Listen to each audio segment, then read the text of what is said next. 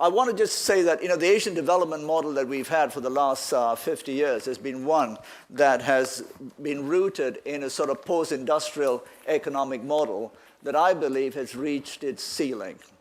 If you look at what the economists in the world are telling us today about the world we're in, it says that for the world economy to revive, please, Asians, consume. I know the Japanese know this. You're all being told, consume, consume, consume.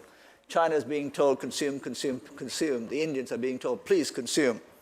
It doesn't take a rocket scientist to understand that if we, the developing world, consume, and I don't want to be divisive here, like the Western world, there is just not enough to go around.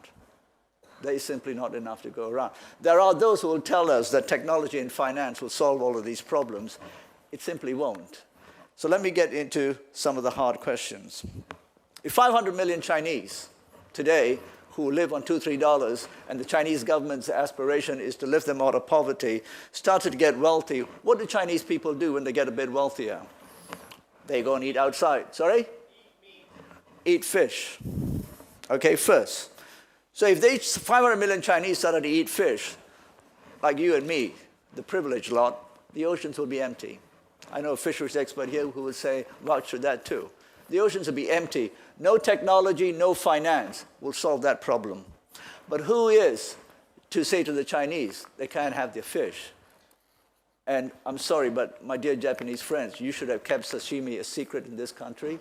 You should have never sold it to the rest of the world because we do not deserve to eat sushi because we don't appreciate how fine that taste is. So the sushi, so the tuna is going down because now all of us eat sushi, even my dear Indian friends. Second, cars. India, car ownership today, 10 per 1,000 people. I hope my friends in Toyota won't be offended. Car ownership in the OECD countries, 700 per 1,000. The Chinese have about 60 per 1,000. We're being told now, please buy cars. And I know in America and Germany, they're saying buy one, get one free. Okay? And the Brits who don't have a car industry are making the same deal. So they'll be buying Toyota. But if the Chinese and Indians have car ownership levels like the OECD, which they could reach at current growth rates in 20, 30 years, do you know how many cars there'll be in the world? Just in China and India, there could be 1.5 to 2 billion cars. We need more cars like I need a hole in my head.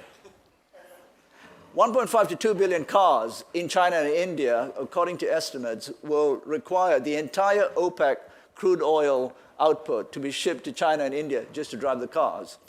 This is not going to happen. There will be a disruption. How that disruption takes place, we don't know.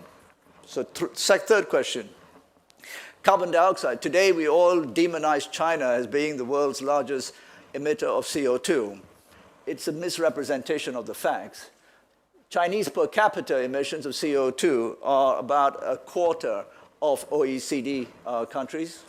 The Indians are about a tenth. The Chinese will not stop producing more CO2. The problem is, a lot of Chinese CO2 is actually laundered CO2. We have taken our factories from the first world and put them in the third world and said, you make it, but we will accuse you of pollution and carbon dioxide. It's laundering of CO2.